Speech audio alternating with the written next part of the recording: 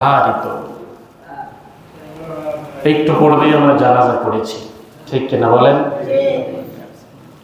গত জুমায় এই মসজিদে কেউ ছিল, আমার পিছনে নামাজ পড়েছে।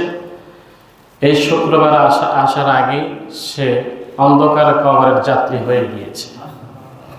মাটির নিচে তাকে রেখে দিয়েছি। প্রতিনিয়ত এরকম হচ্ছে, ঠিক কিনা বলেন? আজকে আপনি এখানে আছেন, হয়তো আগামী জুমায় এই জায়গায় আপনি না থাকতে নাও পারেন। এখন এখানে বসে আমি কথা বলছি, আগামী জুমায় আমার জায়গায় অন্য হতে বয়ান করতে পারে, আমি মাটির কবরে থাকতে পারি। এটাই সত্য কথা, এটাই বাস্তব, এটাই চিরন্তন বাস্তব। মানতে চায় না এমন, তবুও মেনে নিতে হয়। যেতে চায় না, তবুও যেতে হয়। দুনিয়া ছেড়ে কেউ যেতে চায় না, কিন্তু আল্লাহ তাআলা বলেন মৃত্যু অবধারিত, তোমাদের জন্য এটা আসবেই। কখন আসবে, কিভাবে আসবে, কোথায় আসবে, এটা কেউ জানে না। কখন আসবে, কিভাবে আসবে, কোন মাটিতে আমার মরণ হবে, এটাকে আমরা জানি? রব্বুল আলামিন বলেন ওয়ামা তাদরি নাফসুম মাযা তাকসিবু গাদা, কোন মানুষ জানে না আগামীকাল সে কি উপার্জন করবে, ঠিক কিনা কথা বলেন? ওয়ামা তাদরি নাফসুম মাযা তাকসিবু গাদা। এরপরে আল্লাহ তাআলা বলেন ওয়ামা তাদরি নাফসুম বিআই আরদিন তামুত, কোন মানুষ জানে না, কেউ জানে না কার মরণ কোন মাটিতে হবে, কোন জায়গায় হবে, কেউ জানে না। এটা একমাত্র যিনি জানেন তিনি কে?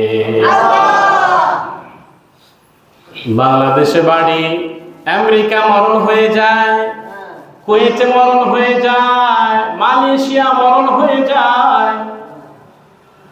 হায়ের জীবন কেউ জানে না।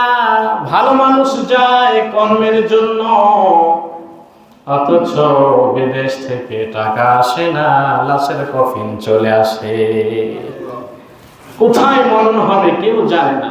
জুবাইর ভাই জানতো না এখানে তার মরণ হবে, এখানে সে অসুস্থ হয়ে পড়বে, ঢাকা মেডিকেলে তাকে মরতে হবে, তার বাড়ি তো কুষ্টিয়া, ঠিক কিনা কথা বলেন? এটা সে জানতো না, মরণটা এভাবে হবে। গত জুমা পড়লো, শনিবার আসর নামাজও নাকি এখানে পড়লো। সে সুস্থ মানুষ, সবার সাথে কথা বলল। বাড়িতে গিয়েছে আমি জুমা পড়ে, 2 দিন পড়বে একসাথে, কত আনন্দ করেছে দুইজন। সে জানতো না এভাবে তার মরণ হয়ে যাবে। কথা বলেন ঠিক কিনা? বয়স কত? 26-27 বছর বয়স হয়েছে তার। আপনি চিন্তা করছেন এখনো সময় হয়নি আমার, আপনি ভুল চিন্তা করছেন। এখন আপনি চিন্তা করছেন সময় হয় নাই, হুজুর যা বলছে বলো, সময় আসবে তখন মানবো। ভুলের স্বর্গে আছেন আপনি।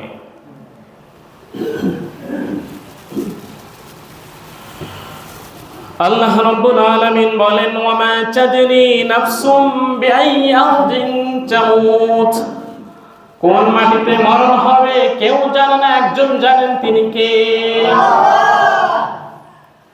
আল্লাহ। এই জন্য